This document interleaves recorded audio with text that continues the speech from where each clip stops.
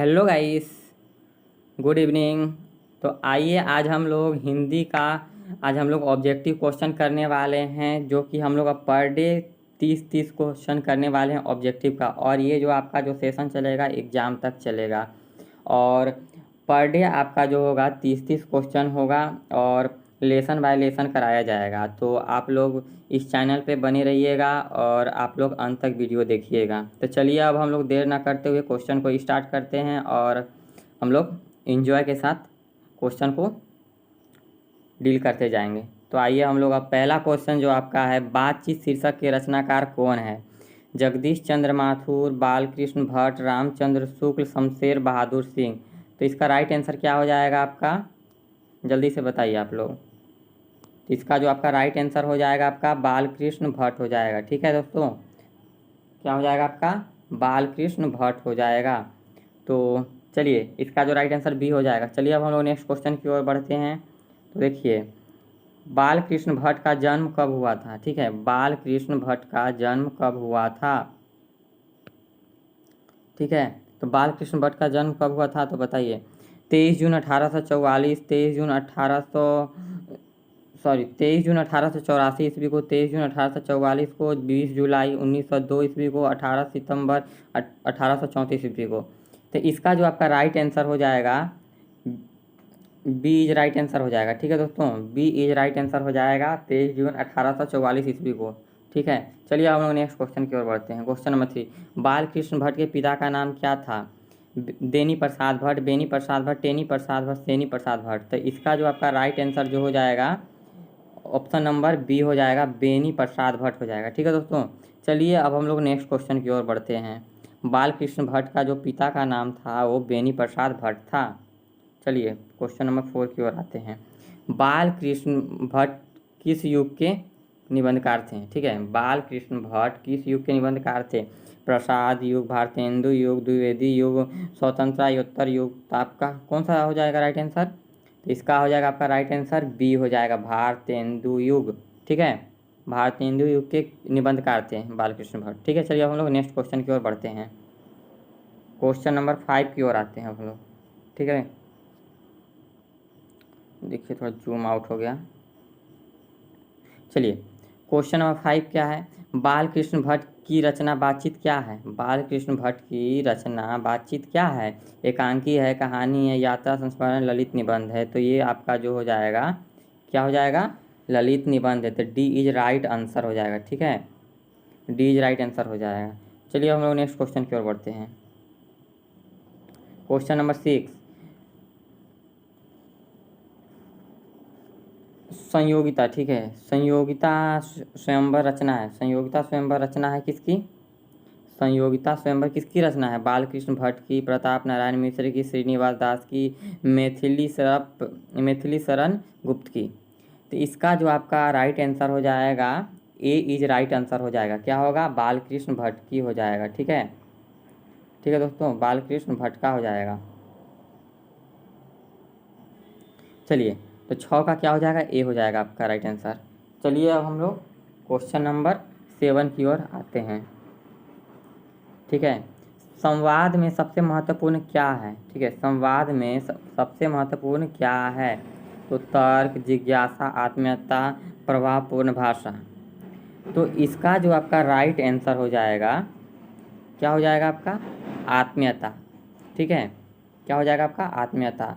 C is right answer हो जाएगा। ठीक है, तो चलिए अब हम लोग नेक्स्ट क्वेश्चन की ओर आते हैं। क्वेश्चन नंबर 8, बालकृष्ण भट्ट ने कौन सा मासिक पत्र निकाला था? बालकृष्ण भट्ट ने कौन सा मासिक पत्र निकाला था?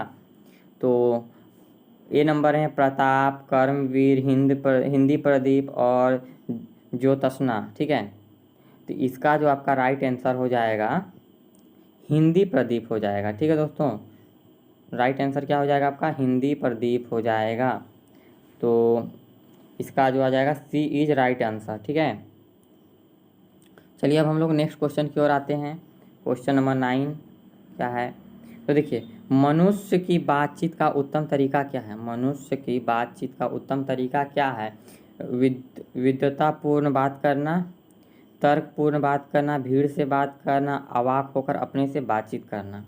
ठीक है, तो इसका जो राइट आंसर हो जाएगा आपका डी इज राइट आंसर हो जाएगा। क्या हो जाएगा आपका? डी इज राइट आंसर हो जाएगा। मनुष्य की बातचीत का उत्तम तरीका क्या होता है? अपने आप खुद से क्या करना चाहिए, उसको बात करना चाहिए। स्वयं वो बात करेगा तो उसका क्या होगा? एक्सपीरियंस होगा बात करने का। ठीक है, तो बातचीत करने का उत्तम तरीका क्या होना चाहिए? अवाक होकर अपने से बातचीत करना, बिना डरे ही बात करना चाहिए किसी से। ठीक है, चलिए अब हम लोग नेक्स्ट क्वेश्चन की ओर आते हैं, क्वेश्चन नंबर 10 की ओर। तो देखिए, कौन सी रचना बालकृष्ण भट्ट की नहीं है? नूतन ब्रह्मचारी, सौ अजान, एक सुजान, सद्भाव का अभाव, परीक्षा गुरु। ठीक है, क्या है? तो नूतन ब्रह्मचारी, सौ अनाज, एक सुजान, सद्भाव का अभाव, परीक्षा गुरु। तो इसका जो आपका राइट आंसर हो जाएगा परीक्षा गुरु जो है ये बालकृष्ण भट्ट जी का नहीं है। बाकी सब ये सब है, नूतन ब्रह्मचारी, सौ अनाज, एक सुजान, सद्भाव का अभाव, ये सब है, लेकिन ये नहीं है डी नंबर। ठीक है, चलिए अब नेक्स्ट क्वेश्चन की ओर आते हैं। चलिए 11 नंबर आते हैं। तो बातचीत के माध्यम से बालकृष्ण भट्ट क्या बतलाना चाहते हैं? बातचीत के माध्यम से बालकृष्ण भट्ट क्या बतलाना चाहते हैं? बातचीत की शैली, भाषण की शैली, संवाद की शैली, इनमें से कोई नहीं। तो बताइए क्या होगा? तो इसका जो आपका राइट आंसर हो जाएगा बातचीत की शैली को ही बताना चाहते हैं ना बालकृष्ण भट्ट, क्योंकि इसका पहले ही जो है कि बातचीत ही इसका लिखा हुआ है। तो ये बालकृष्ण जो भट्ट हैं जो बातचीत के ही बारे में डील करेंगे, बातचीत के बारे में ही बात हो रहा है, तो ये बातचीत की शैली को बतलाना चाहते हैं। ठीक है, चलिए हम लोग नेक्स्ट बात करते हैं क्वेश्चन नंबर 12 पे। बातचीत किस विधा की रचना है? बातचीत किस विधा की रचना है? आलोचना, गीत, शोध, निबंध, क्या है?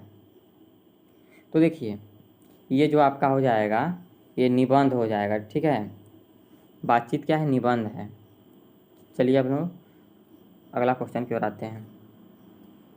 कौन सी रचना बालकृष्ण भट्ट की है? कौन सी रचना बालकृष्ण भट्ट की है? रेल का विकट खेल, कछुआ धर्म, रेणुका प्रचय विद्या। ठीक है, तो इसका जो आपका राइट आंसर हो जाएगा क्या हो जाएगा आपका? ए हो जाएगा। ठीक है, रेल का विकट खेल हो जाएगा। ठीक है, चलिए हम लोग नेक्स्ट क्वेश्चन की ओर चलते हैं। चलिए क्वेश्चन नंबर 14। तो 14 क्या है? तो भट्ट जी को किसने अंग्रेजी साहित्य के एडिशन और स्टील की श्रेणी में रखा? ठीक है, तो हजारी प्रसाद द्विवेदी, डॉक्टर नगेंद्र रामचंद्र शुक्ल, रामविलास शर्मा। किसने रखा था? तो डॉक्टर नागेंद्र रखे थे। ठीक है, तो इसलिए इसका राइट आंसर बी हो जाएगा। ठीक है, चलिए हम लोग नेक्स्ट क्वेश्चन की ओर आते हैं। चलिए, रॉबिन्सन क्रूसो ने 16 वर्ष के उपरांत किसके मुख से एक बात सुनी? फ्राइडे के, संडे के, एडिसन के, स्टील के। क्या हो जाएगा आपका? फ्राइडे के मुंह से सुना थे। ठीक है, तो इसलिए इसका राइट जो आंसर हो जाएगा आपका ए इज राइट आंसर हो जाएगा। ठीक है, चलिए हम लोग नेक्स्ट क्वेश्चन की ओर आते हैं, क्वेश्चन नंबर 16। चलिए, एडिसन के अनुसार असल बातचीत कितने लोगों के बीच हो सकती है? 2, 3, 4, 5। तो आप लोग तो जानते ही होंगे बातचीत सिर्फ दो व्यक्ति के पास। असल में जो हम लोग कुछ भी अगर लोग कोई भी बात अगर पर्सनल बात करता है तो दो लोग के बीच बातचीत बहुत अच्छा खासा होता है। अगर उसमें तीसरा लोग जब आ जाता है तो बातचीत जो करने का जो टॉपिक होता है चेंज हो जाता है और कुछ अलग अलग बातें सब होने लगती है। तो असल बातचीत जो होता है सिर्फ दो लोग के ही बीच होता है, इसलिए आपका राइट आंसर ए हो जाएगा। चलिए हम लोग नेक्स्ट क्वेश्चन की ओर आते हैं। चलिए 17 नंबर क्वेश्चन देखते हैं। बालकृष्ण भट्ट का निवास स्थान कौन सा है? लखनऊ उत्तर प्रदेश, इलाहाबाद उत्तर प्रदेश, मथुरा उत्तर प्रदेश, वाराणसी उत्तर प्रदेश। तो इसका जो आपका राइट आंसर जो हो जाएगा इलाहाबाद उत्तर प्रदेश होगा। बी इज राइट आंसर होगा। ठीक है दोस्तों, चलिए अब हम लोग नेक्स्ट क्वेश्चन की ओर चलते हैं। चलिए 18 नंबर देखते हैं। तो बालकृष्ण भट्ट ने देखिए बालकृष्ण भट्ट ने हिंदी प्रदीप नामक मासिक पत्रिका निकालने का प्रारंभ कब किया? कब किया होगा? ठीक है, देखिए थोड़ा सा इधर जूम आउट हो गया है दोस्तों। तो देखिए, बालकृष्ण भट्ट ने हिंदी प्रदीप नामक पत्रिका प्रारंभ कब किया? तो 1877, 1888, 1890, 1894। तो इसका जो आपका राइट आंसर हो जाएगा 1877 हो जाएगा। ए इज राइट आंसर होगा। ठीक है, क्या हो जाएगा? ए हो जाएगा। चलिए नेक्स्ट क्वेश्चन की ओर चलते हैं। 19 नंबर क्वेश्चन, नाटक के प्रारंभ में होने वाले मंगल पाठ को क्या कहा जाता है? नाटक के प्रारंभ में होने वाले मंगल पाठ को क्या कहा जाता है? भजन, नादी पाठ, मंगलाचरण, आरती। तो इसका जो आपका राइट आंसर हो जाएगा क्या होगा? बी हो जाएगा। ठीक है, नादी पाठ कहा जाता है। ठीक है, चलिए अब हम लोग नेक्स्ट क्वेश्चन की ओर आते हैं। क्वेश्चन नंबर 20, कौन सी रचना बालकृष्ण भट्ट द्वारा रचित नहीं है? कौन सी रचना जो है बालकृष्ण भट्ट द्वारा रचित नहीं है? पद्मावती, वेणी संहार, मेघदूतम, मेघनाथ वध। ठीक है, तो आइए हम लोग जानते हैं कौन सा होगा। ठीक है, तो इसका जो आपका राइट आंसर हो जाएगा क्या हो जाएगा? मेघदूतम जो हो जाएगा होगा। ठीक है, यही जो है मेघदूतम जो है नहीं है। चलिए अब हम लोग नेक्स्ट क्वेश्चन की ओर आते हैं। बोलने से ही मनुष्य के रूप का साक्षात्कार होता है, यह किसने कहा था? बोलने से ही मनुष्य के रूप का साक्षात्कार होता है, यह किसने कहा था? एडिसन कहा था, बेन जॉनसन कहा था, मिल्टन कहा था, स्पेंसर कहा था। तो इसका आपका जो राइट आंसर हो जाएगा क्या होगा? इसका आपका राइट आंसर जो हो जाएगा बी इज राइट आंसर होगा। ठीक है, बेन जॉनसन हो जाएगा। ठीक है, बेन जॉनसन होगा। चलिए अब नेक्स्ट क्वेश्चन की ओर चलते हैं। 21 नंबर, सॉरी 22 नंबर अब आएगा। तो किसके ना होने से सृष्टि गूंगी प्रतीत होती है? किसके ना होने से सृष्टि गूंगी प्रतीत होती है? वाक श्रवण शक्ति, वाक शक्ति, दिव्य शक्ति, संस्मरण शक्ति। तो जल्दी से इसका राइट आंसर बताइए क्या होगा? तो इसका जो आपका राइट आंसर हो जाएगा क्या होगा? वाक शक्ति। अगर वाक शक्ति नहीं होगा तो क्या हो जाएगा? पूरा दुनिया क्या होगा? गूंगा प्रतीत होगा। कोई किसी से बातें नहीं कर पाएगा तो पता कैसे चलेगा? ठीक है, तो चलिए अब हम लोग नेक्स्ट क्वेश्चन की ओर चलते हैं। आर्ट ऑफ कन्वर्सेशन कहाँ के लोगों में सर्वाधिक प्रचलित है? आर्ट ऑफ कन्वर्सेशन कहाँ के लोगों में सर्वाधिक प्रचलित है? तो अफ्रीका के, भारत के, यूरोप के, कनाडा के। कहाँ के होंगे?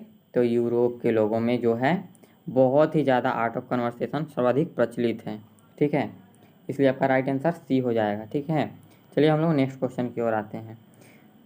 तो बालकृष्ण भट्ट किस काल के रचनाकार हैं? बालकृष्ण भट्ट जो है किस काल के रचनाकार हैं? तो चलिए अब इसका राइट आंसर क्या हो जाएगा? आदि काल, भक्ति काल, रीति काल, आधुनिक काल।